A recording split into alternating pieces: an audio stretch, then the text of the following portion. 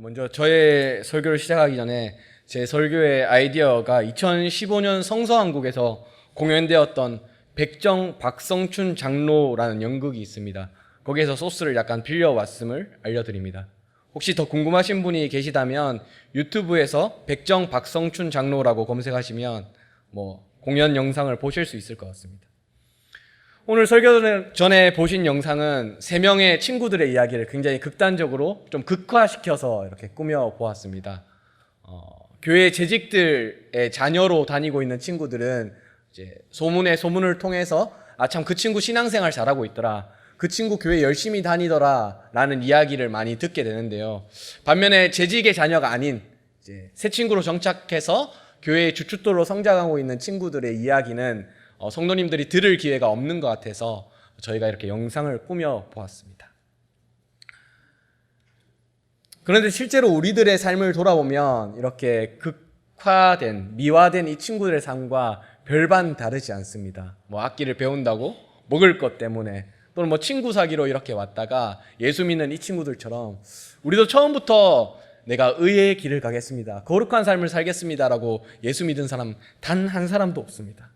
사소하게만 보이는 어떤 이유 때문에 교회에 오고 예수님을 만나게 되고 또 이렇게 하루하루 성장하게 됩니다.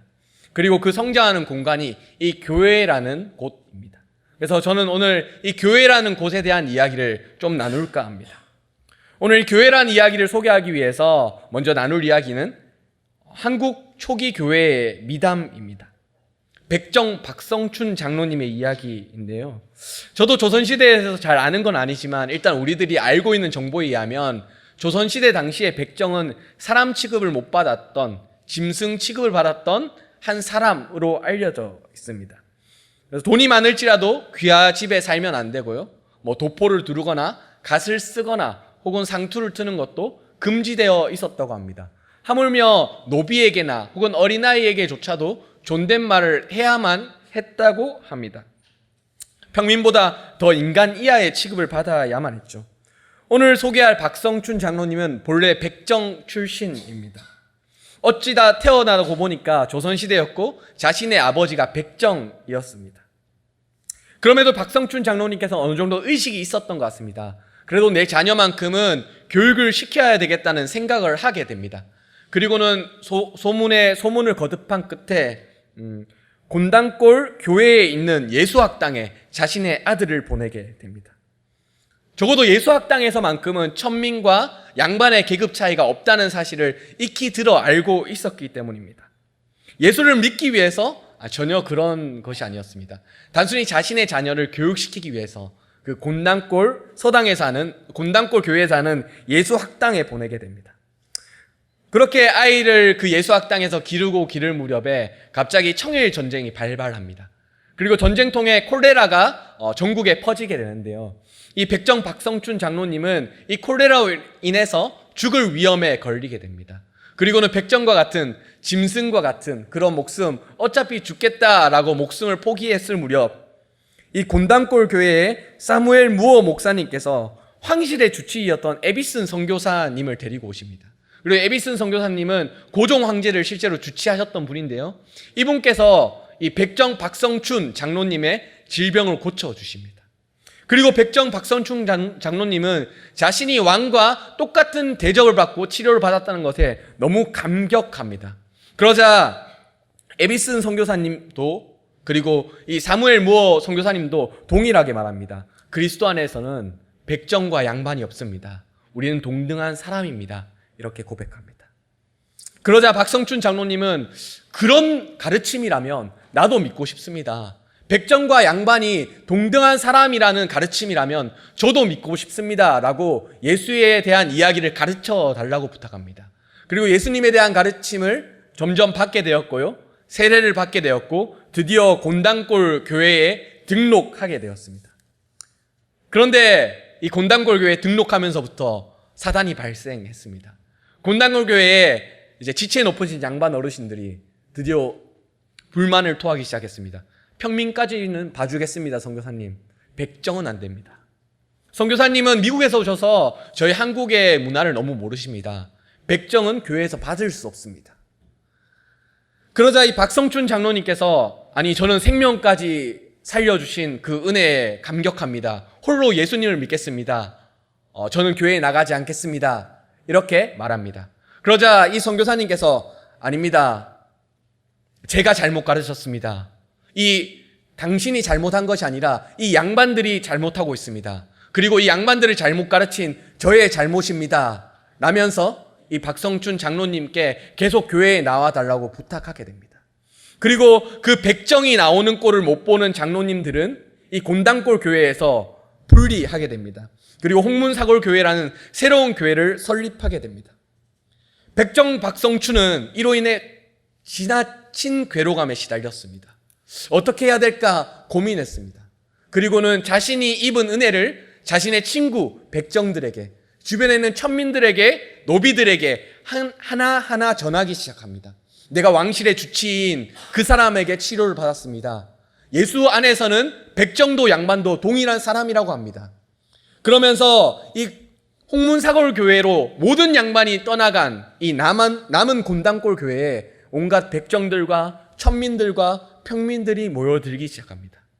점점 날이 갈수록 곤단골 교회는 생명력을 띠고 교인들이 늘어나기 시작했고 홍문사골 교회에는 생명력이 사라지곤 합니다. 그리고는 이 두 교회가 3년 만에 다시 병합하게 됩니다. 양반들이 자신들의 잘못을 시인하고 다시 돌아온 것이죠. 이렇게 만들어진 교회가 오늘날에 있는 숭동교회라고 합니다. 한국교회 큰 거인이신 깡패 김익두 목사님께서 한때 담임하셨던 교회죠. 어쨌든 이 합쳐진 교회에서 박성춘 장로님은 그간의 공로를 인정받아 장로로 취임하게 됩니다. 그리고 교회의 주축이 되게 됩니다. 그리고 계속해서 예수님의 복음을 전파하고 예수님의 복음에 대해서 공부하기 시작합니다.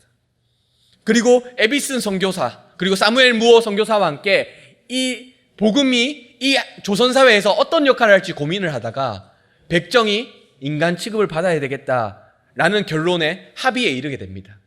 그리고는 이 선교사님의 지원 아래 이 백정이었던 박성춘 장로님은 사람들 앞에서 백정도 인간 대접을 해달라며 강연을 하기 시작합니다. 그러자 황실은 그리고 조선에 있는 모든 사람들은 그 말에 귀를 기울이기 시작합니다.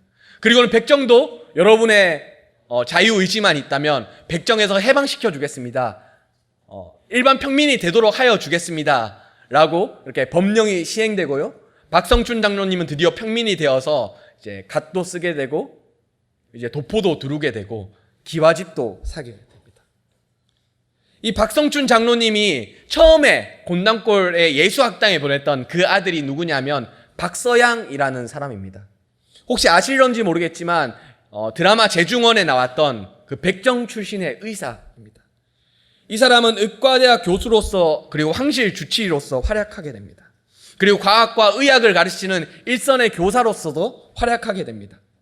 재중원이라는 그 세브란스 병원의 그런 시초가 되는 곳에서 아주 큰 역할을 맡게 됩니다. 많은 사람들이 이 사람이 교수질, 선생질을 하는 걸 보고 백정한테 내가 뭘 배우냐라고 힐난했다고 합니다. 그러자 이 사람은 묵묵히 내게 흐르고 있는 백정의 피를 보지 말고 내게 흐르고 있는 서양에서 내려온 과학의 피를 보고 과학의 피를 배우시오 라면서 겸허히 그 꾸중과 그 힐난을 받아들였다고 합니다. 그리고 최근에 밝혀진 사료에 의하면 이 박서양 의사 선생님께서는 한일 합방 이후에 만주로 건너갔다고 합니다. 그리고 학교를 차리고 그리고 이제 병원을 차리고 그 안에서 한국의 조선의 독립운동을 많이 도왔다고 합니다. 더 이어서 결국에는 그 조선 독립군의 이제 병을 치료해주는 군의관으로도 근무했다고 합니다. 여기서 우리가 알 수 있는 것은 사무엘 무어 선교사, 그 선교사의 복음에 대한 삶의 헌신을 알 수 있습니다. 그리고 그 한 사람의 헌신이 한 가정, 한 사람을 바꾸어 놓았고요. 그 한 가정, 은혜를 입은 한 가정이 이웃을 위해서, 나라를 위해서, 그리고 더 나아가서 하나님 나라의 선교를 위해서 헌신했다는 사실을 알 수 있습니다. 이 이야기가 우리에게 전달해주는 내용은 너무나 간단합니다. 복음의 능력에 대한 이야기입니다.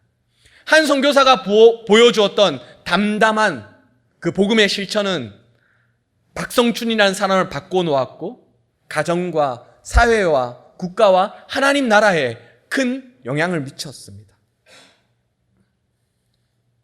오늘날 우리가 살고 있는 이 한국교회는 왜 이렇게 무능한 것일까요? 왜 이렇게 부실한 것일까요? 왜 이렇게 욕과 지탄만 얻어먹고 있는 것일까요? 저는 우리가 상실한 이 능력이 삶으로 담담히 보여주는 복음의 능력이라고 생각합니다. 복음에 대한 교리, 복음에 대한 해설, 복음이 이렇게 해야 된다, 마땅히 이렇게 해야 된다는 이성, 논리, 그리고 방법론들은 넘쳐납니다. 하지만 이렇게 복음을 사람을 향해서 꾸준히 사랑의 실천으로서 보여주는 사람은 너무나 드뭅니다. 오늘날의 교회는 복음에 대한 구호로 복음의 실천을 바꿔 버렸습니다. 그리고는 홀로 복음을 살고 있다며 스스로 위안하게 됩니다. 복음에 대해 멋들어진 설명하고 나서 내가 복음을 실천하고 있는 사람인 양 착각하게 만듭니다. 하지만 재미있게도 우리 한국교회의 초기 역사에 있는 이 박성춘 장로님의 이야기, 사무엘 무어 선교사님의 이야기는 끝끝내 오늘날 우리에게까지 말을 걸어옵니다. 너무나 중요한 것은, 우리에게 가장 중요한 것은 무엇보다 복음의 실천이라고 말입니다.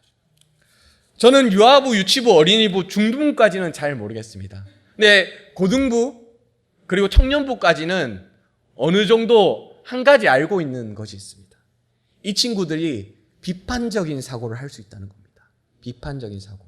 무슨 말이냐면 제가 앞에서 좀 복음으로 살고 있는 양 이렇게 소위 거짓말을 하면 이 친구들은 알아차립니다. 그리고 설교를 대단히 멋있는 척 이렇게 하면 이 친구들 알아서 차립니다. 아, 전도사님이 멋있는 척 하는구나, 전도사님이 뻥을 치는구나, 다 알아차립니다. 그리고 사랑하는 척 하면 아이고 저 전도사님 참 힘들게 사시네 라는 생각을 하고 있습니다. 그래서 저는 이 친구들과 사역하는 것이 너무나 힘듭니다. 이 친구들이 그런 비판적인 사고 능력만 없다면 조금 복음에 대한, 성경에 대한 멋들어진 지식을 가지고 이 친구들을 저는 요리할 수 있을 것 같습니다. 그런데 이 친구들에게 아쉽게도 비판적인 능력이 있습니다. 저거 거짓말이네, 저거 그냥 멋있는 말 하는 거네, 이런 생각을 하게 됩니다. 그래서 제가 이 친구들에게 들어야 할 무기는 멋들어진 어떤 성경의 이야기, 멋들어진 논리, 혹은 과장된 간증의 이야기가 아니라 담담하고 진실된 복음에 헌신된 삶이라는 사실을 알게 될 때마다 참 사역하기 힘들다는 생각이 들게 됩니다. 제가 청소년기에 예수를 믿게 되었습니다. 막 이렇게 영상에 나오는 그 세 친구들이 고등학교 1학년, 2학년 이때쯤 예수를 믿게 되는데요. 저도 딱 그때쯤 예수를 믿게 되었습니다. 이 친구들 시기에 딱 두 가지 이유 때문에 왔습니다. 교회에 여자 있다, 교회 오면 교회 예배 끝나고 축구한다더라. 딱 두 가지 이유 때문에 왔다가 어느덧 전도사까지 하고 있습니다. 제 신앙적인 삶을 돌아볼 때 나는 어쩌다 보니 이렇게 된 것일까 고민을 했습니다. 혹시 좋은 멘토가 있었던 것은 아닐까? 좋은 선생이 있었던 것은 아닐까라고 돌아보았습니다. 혹시라도 좋은 멘토, 좋은 선생이 있다면 저도 그렇게 살면 되는 것이고, 저희 교회학교 고등부 교사 선생님들도 그렇게 살면 이렇게 잘할 수 있을 것 같다라는 생각이 들어서 이렇게 꼼꼼히 되짚어봤습니다. 근데 재밌게도 그렇게 멘토를 갈구했고 영적 스승을 갈구했던 시절이 있었지만 생각보다 저에게 영향을 미친 사람이 끝내 없었습니다. 꽤 많은 제자 양육 프로그램을 받았습니다. 하지만 별로 마음에 차지 않았습니다. 아니, 지식적으로는 그래 했지만 이 친구들이 저에게 반응한 것처럼 속으로는 야, 구라치지 마, 너도 안 그러잖아, 다 알면서 왜 그래, 이런 생각을 계속해서 했었습니다. 제가 대학생 때는 선교단체에 있었습니다. 그 선교단체는 멘토와 멘토 사이에 있는 성경 공부가 굉장히 체계적으로 갖추어진 선교단체였습니다. 하지만 저는 이 선교단체에 있을 때조차 선배들에게 다 거짓말인 거 알면서 왜 그래, 이런 생각을 속으로 했었습니다. 되돌이켜보면 멘토라고 할 만한 그런 사람들이 없었습니다. 저에게 어떤 비기, 신앙의 비기를 가르쳐준 사람이 없었습니다. 이렇게 살아라 라면서 강력한 어떤 영향을 준 사람이 그렇게 손에 꼽히지 않았습니다. 그래도 어떻게든 설교를 해야 됐기에 멘토가 없을까 고민을 했습니다. 그러다가 할까 말까 고민하다가 두 명의 멘토를 꼽았습니다. 한 분은 우리 교회에서 지하철 한 코스 정도에 떨어져 있는 부정교회에서 사역하고 계시는 김지훈 전도사님이란 분이십니다. 그분은 제 선교단체 다니던 시절에 제 간사님이셨습니다. 그러니까 오늘날로 말하면 청년부 전도사 정도 될 것 같습니다. 그분이 그나마 저에게 신앙적인 영향력을 주셨던 것 같습니다. 그리고 이 말을 하면 진심이 없어 보일 것 같긴 하지만 또 한편으로는 저희 교회 담임 목사님이 나름 좀 영향을 주지 않았나 이런 생각을 하게 됩니다. 거짓말이 아닙니다, 고등부 여러분. 돌이켜보면 이분들에게 내가 어떤 영향력을 받았을까 이런 고민을 해보면 저는 이분들에게 탁월한 어떤 지식이나 설교의 방법이나 성경을 보는 것이나 삶을 이렇게 살아라 라는 식의 어떤 탁월한 조언을 받지는 않았던 것 같습니다. 그렇다고 오랜 시간 막 성경 공부를 한 것도 아니고요. 삶을 터놓고 이런저런 이야기를 나누었던 것 같지도 않습니다. 그럼에도 불구하고 저에게 이 두 분이 그나마 영향력을 미쳤다라고 생각하게 되는 이유가 있습니다. 이 두 분이 저에게 보여주었던 삶의 자세 때문입니다. 사실 오늘날 현대사회 속에 살아가는 이 고등부 친구들도 그렇고 저희 같은 청년들도 그렇고 웬만한 성경 지식은 인터넷으로 찾을 수 있습니다. 솔직히 말해서 저보다 인터넷이 더 성경을 더 잘합니다. 네, 그렇죠. 그리고 여기서 나오는 어떤 그런 간증들보다 더 탁월하고 더 기적적인 간증은 인터넷에 널려 있습니다. 그리고 우리가 들을 수 있는 찬양보다 더 화려한 찬양도 인터넷에 널려 있습니다. 근데 인터넷으로 만날 수 없는 어떤 것이 있는데요. 그것은 무엇이냐면 삶입니다.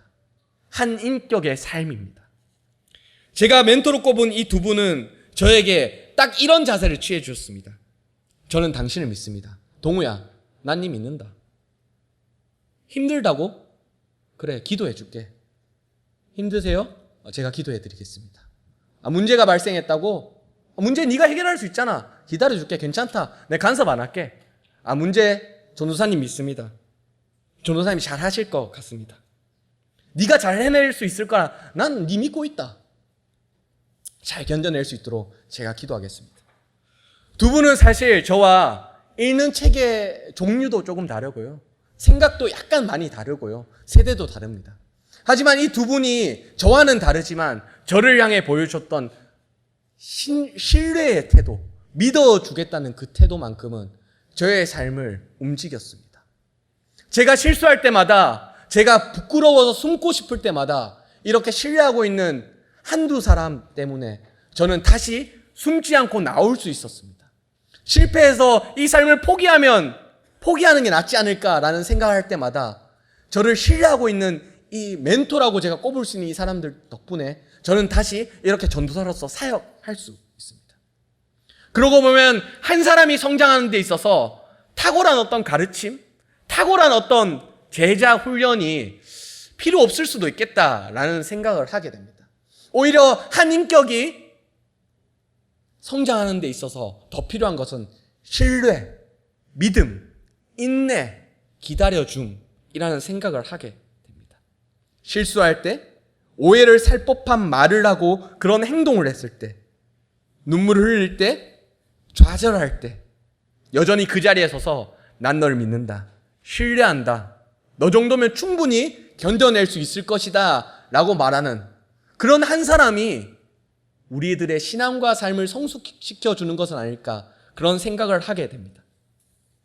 기독교는 대대로 믿음이란 교리를 강조했습니다. 그런데 이 믿음이란 교리를 강조하다 보니 우리는 이 믿음이란 교리를 통해서 하나님은 믿지만 사람은 믿지 않아요 라는 말을 너무나 자주 하게 됩니다. 하지만 저는 이렇게 말하고 싶습니다. 하나님을 믿으신다면 사람들을 믿어주십시오. 하나님을 믿으신다면 다음 세대 친구들을 믿어주십시오. 하나님을 믿으신다면 지금 저렇게 날라리 같고 문제 있어 보이고 하나님 전혀 믿지 않고 있는 것처럼 보이는 저 친구들 믿어주십시오라고 부탁하고 싶습니다. 우리들은 어떤 가르침이나 어떤 탁월한 설교나 어떤 짜릿한 체험에 의해서 사람으로 성숙되지 않습니다. 오히려 꿋꿋이 믿어주고 견디어주고 신뢰해주는, 한마디로 말하면 복음을 삶으로 살아내는 한 사람으로 인하여 성숙해지고 자라나게 됩니다. 사무엘 무어 선교사님 때문에 박성춘 장로님이 장로가 될 수 있었습니다. 사무엘 무어 선교사님께 기다려주고 인내해주고 그 사람 받으면서 교회가 찢겨나가는 그 고통까지 감내해준 덕택에 박성춘 백정이 장로가 될 수 있었습니다. 우리 사회는, 그리고 오늘날 우리 교회는 성장병, 부흥병에 걸려 있습니다. 무슨 말인고 하니 우리의 힘이 부족하고 연약하니 하나님께서 역사하셔서 어떻게든 단시간 내에 우리를 부흥시켜 주십시오. 다음 세대가 없습니다. 성령께서 부으셔서 다음 세대를 일으켜 주십시오. 라고 하는 허황된 값싼 은혜에 매몰되어 있습니다. 이 중간에 필요한 것은 무엇이냐면 복음을 실천하고 있는, 믿음으로 이 친구들을 기다려주고 견뎌주고 인내할 수 있는 사람의 존재입니다. 하나님은 성령을 부어주실 수 있지만 우리에게 이렇게 묻습니다. 성령을 부어주되 너희가 믿고 신뢰할 수 있느냐? 이 친구들을 기다리고 견뎌줄 수 있느냐? 실제로 성경을 보면 성령을 받은 오순절 직후에 5,000명, 3,000명이 돌아온 그 직후에 하나님이 어떤 일을 행하셨냐면 예루살렘 교회를 찢으셔서 온 열방으로 흩어 보내셨습니다. 그리고 그들을 그 성령 받은 경험으로 인하여 그 복음을 살아내라고 말씀하셨습니다. 우리가 정말 성령을 받기 원한다면, 그 부흥을 경험하기 원한다면 우리에게 필요한 것은 복음의 실천일 것입니다. 그리고 제가 제시하는 다음 세대들을 향한 인내, 기다려줌, 신뢰일 것입니다. 박성춘 장로님 그리고 박사양은 우리 한국교회를 향한, 그리고 이 한국 땅을 향한 하나님의 선물입니다. 하지만 하나님의 선물이기 이전에 사무엘 무어 선교사님이 꿋꿋이 인내하고 믿고 기다려준 인내의 결실입니다. 오늘 우리가 영상에서 보았던 친구들, 그리고 여기 있는 고등부 친구들, 그리고 우리 지금 여기에 눈에 보이지 않고 있는 많은 다음 세대 친구들은 하나님께서 우리에게 보내주신 선물입니다. 하지만 하나님께서 보내주신 선물이기 이전에 우리가 꿋꿋이 믿고 인내하고 견뎌주며 인내의 결실을 맺어야 할 아직 싹 틔우지 못한 씨앗일지도 모르겠습니다. 우리가 꿋꿋이 믿고 인내하고 기다려준다면 그들은 우리에게 알곡이 가득 찬 열매가 되고 선물로 피어나게 될 것입니다. 하지만 우리의 인내가 부족하다면, 우리의 성급함과 조급함이 그들을 짓밟아 놓는다면 우리는 하나님 향해 이렇게 원망하게 될 것입니다. 하나님, 왜 우리 교회는 선물을 주시지 않으십니까? 저희 교회는 다음 세대와 함께 가는 양정교회라는 구호를 계속해서 밀어붙이고 있습니다. 다음 세대와 함께 가는. 저는 새벽 기도 때도 잠시 말한 적이 있지만 저희 교회가 빠르게 성장하는 법은 이 구호를 버리고 어른 세대와 함께 성장하는, 노년층과 함께 성장하는 교회로 바꾸는 것이 더 빠른 성장을 위한 경영학적 방법이라고 생각합니다. 하지만 다음 세대와 함께 가는 이라는 구호는 하나님께서 우리에게 선물하여 주신 구호이자 또 위탁하여 주신 구호라는 생각을 하게 됩니다. 그리고 이 위탁하여 주신, 선물하여 주신 구호를 우리가 아멘으로 받게 될 때 우리에게 일어나는 현상은 우리의 성장 속도와 부흥 속도가 느려지게 될 것입니다.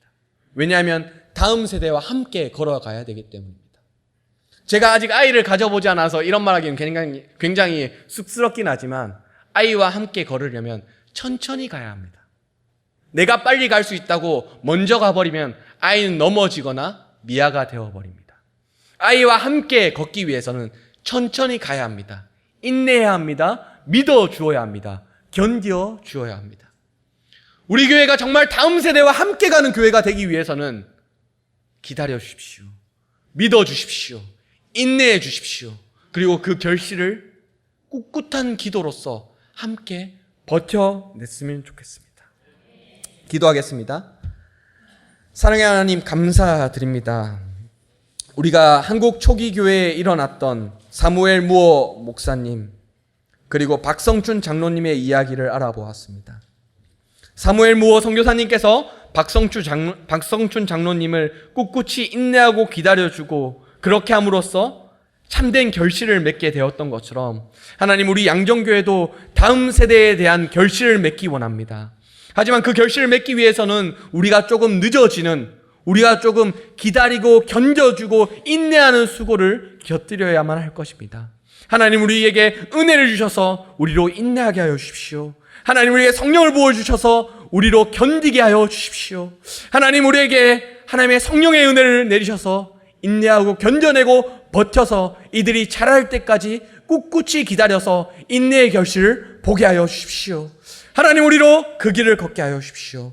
감사합니다. 예수님의 이름으로 기도드립니다. 아멘.